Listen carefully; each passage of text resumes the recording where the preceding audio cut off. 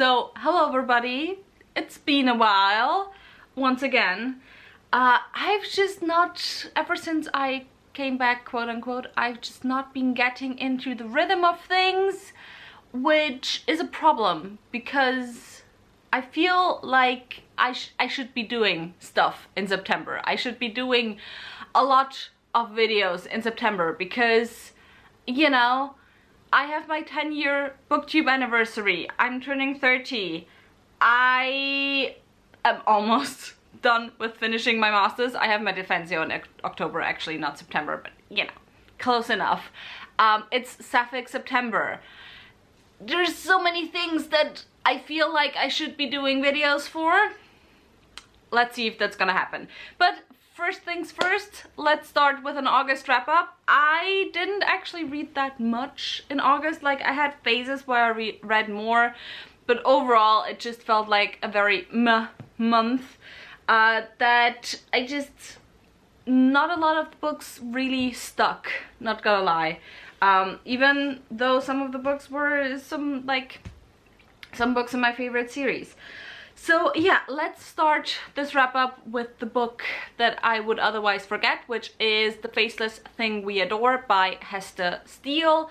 This was an arc that I had over NetGalley and I really enjoyed it. I read it in basically a sitting because, fun fact, I don't know if you can tell, but I got a new tattoo in August. And while tattooing, this was the book that I read to distract myself, which oddly worked because it was a horror with some, like, it wasn't really body horror, but there were some more gruesome bits, and so it kind of worked with the pain, you know.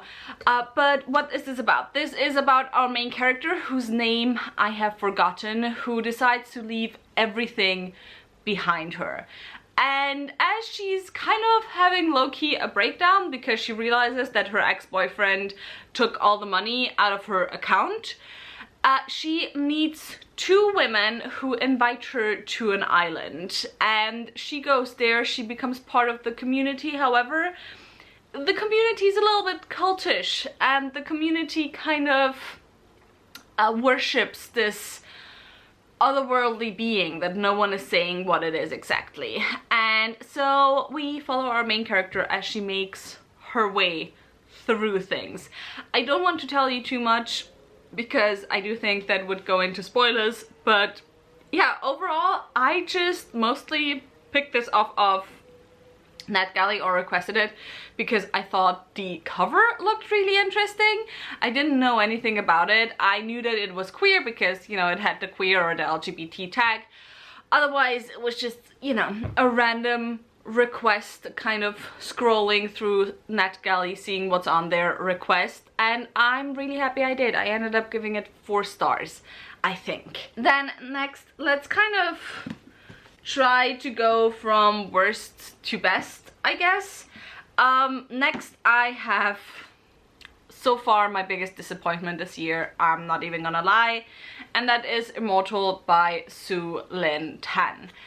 I gave Heart of the Sun Warrior 5 stars. I gave Daughter of the Moon Goddess 4.5 stars, I think. I adore that duology. Like, it's beautifully written, I loved it. And so I was really excited for Immortal. I got it quite soon after it was published. Like, I think I even pre-ordered it possibly. And I only got around to reading it now, and it was a struggle to get through. After this year I'm gonna be unhauling the book, not gonna lie. I'm gonna keep it for my year-end videos, but aside from that I'm gonna be unhauling it. I thought this was terrible. So this one follows Li Yan, and Li Yan is like the heir to this kind of human kingdom that's somewhat like vassal state to the immortals. Like, they have to do shit for the immortals. However, they have for ages wanted to, you know, become independent from them. And so Li Yan, after her grandfather dies, kind of tries to take on the mantle to get her kingdom to be what's it called, independent. And to do that, she has to team up with the god of war, who has his like own motivations, and it's like kind of two trust each other, but also they're falling in love, yada yada yada. It's this is the book that will be slapped on there when you see people complaining about books being more tropes than actual story nowadays. This feels like it was written towards certain tropes rather than kind of, you know, developing naturally. The motivations of the characters are secondary to, you know, fulfilling some kind of romantasy, fantasy, whatever. It's terrible. Like, the motivations in Daughter of the Moon Goddess are so clear, and they are often conflicting with the romances, which is what makes the romances so compelling. Daughter of the Moon Goddess has one of the only love triangles that I will ride or die for, that I just absolutely love, where you like, I mean, I'm sure some people root for one over the other. I also slightly rooted for one over the other, but like, that you would be happy with both choices, but you also understand where the problems are with each choice. This book, it had nothing. It was terrible. I hated it. It sucked so bad. I ended up giving it, I think, 1.75 stars or 2 stars. I don't know what happened. I do not know what happened. And now I'm gonna have to change my battery, so let me do that real quick. Continuing on, we have Kibogo by Scholastique Mukasonga, which I don't actually remember what I rated this. This I read for Read the World for August. It's a Rwandan author, and it's basically like a take on folklore somewhat, but with a lot of, you know, commentary built within it. And it was just, I enjoy like very short books that have some plot but also kind of don't have plot, that are very commentary heavy, that just have a lot of layers, where a lot of times I cannot even decipher the layers because I do not have the cultural knowledge to adequately decipher them. But yeah, I really enjoyed this. It's like written in chapters, and each chapter is kind of like not necessarily written from a different perspective, but there's like different characters that appear throughout the book, and you think they're gone, but like they come back at like later dates, and it was really interesting, and I can definitely recommend it if you're also doing something like Read Around the World and are looking for something. So the next two, I don't actually know which one I rated more or if I rated them the same, but first I have A Treachery of Swans by A.B. Poranek. This was the Illumicrate choice for June. It's a YA retelling of Swan Lake, as you might be able to tell, and it follows Odile, who has been raised by this wizard within this country that has kind of abhorred magic and people who can do magic for a very long time, because they see them as being at fault for losing the 3 kind of most important goddesses and like creators of the country. And so Odile, however, and her wizard adopted father want to bring back magic, but to do that, Odile must betray her childhood friend Marie, take her place, and become the fiancé of the prince. And so there's a bit of a problem in there, because Odile doesn't fancy the prince, because this is a sapphic story. So I read A.B. Poranek's first book, which is Where the Dark Stands Still. I did slightly prefer the first book. I had an easier time reading it. I don't know exactly why. It might have been the writing or something, because like the funny thing is, the very last chapter, the epilogue, was kind of what I most enjoyed writing wise.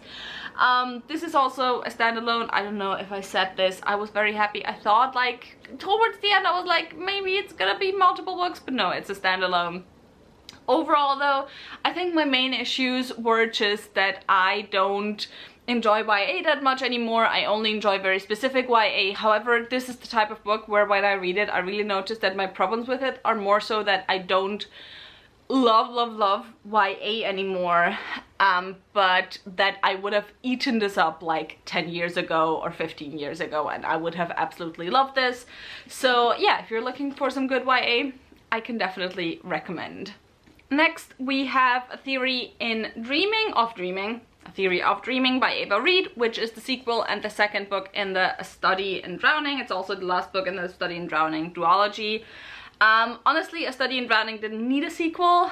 This was not something that was necessary. I was happy with A Study in Drowning as a standalone, which was how it was intended originally. However, I still enjoyed this a lot more than Fable for the End of the World. Didn't enjoy it as much as A Study in Drowning, Juniper and Thorn, or possibly even The Witch and the Woodsman. I don't know. I didn't enjoy it that much when I read it. Like, I gave it 4 stars. I need to reread that one. Anyway, this is the sequel to A Study in Drowning, which follows Effie, who wants to be part of the literature college within her country. However, only men are allowed, and so she instead becomes an architecture student.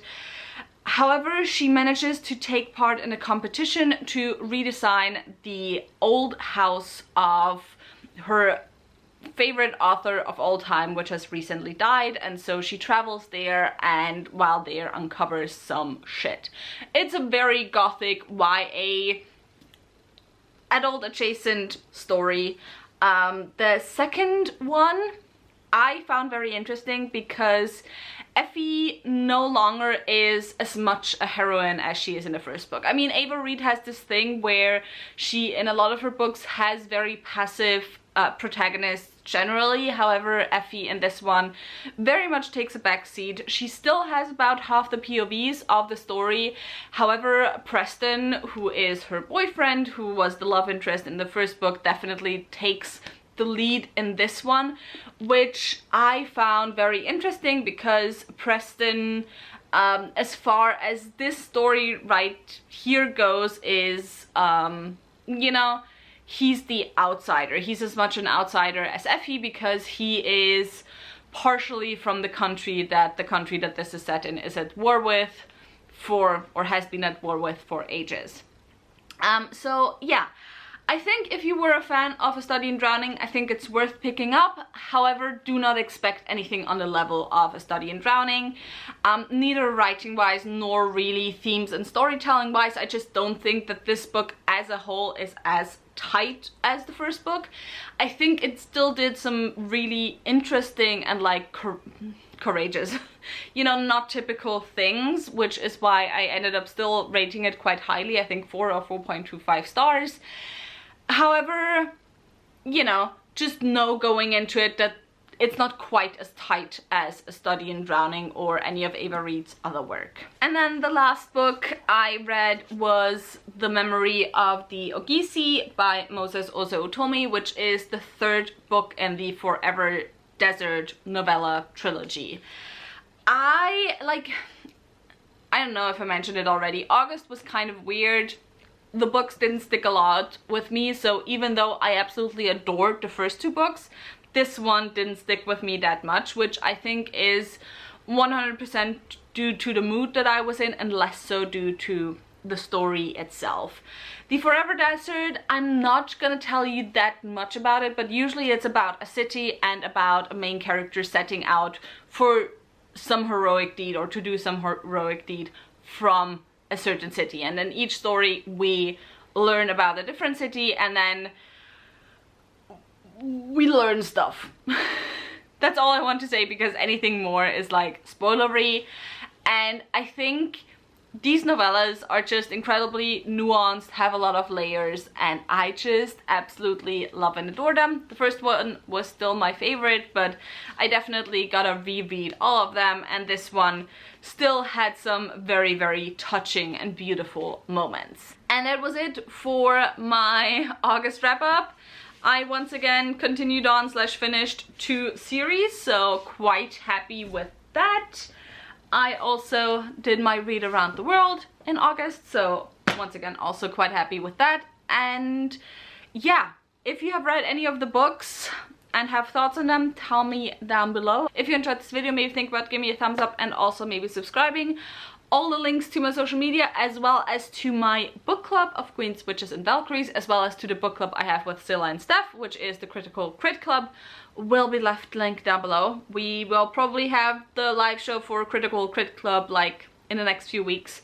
So if you wanna stay up to date with that, definitely go join the book club. And for Queens Witches, we're reading Catabasis in September. And yeah, I think that is all I need to mention, and I hope I'll see you very soon. Bye!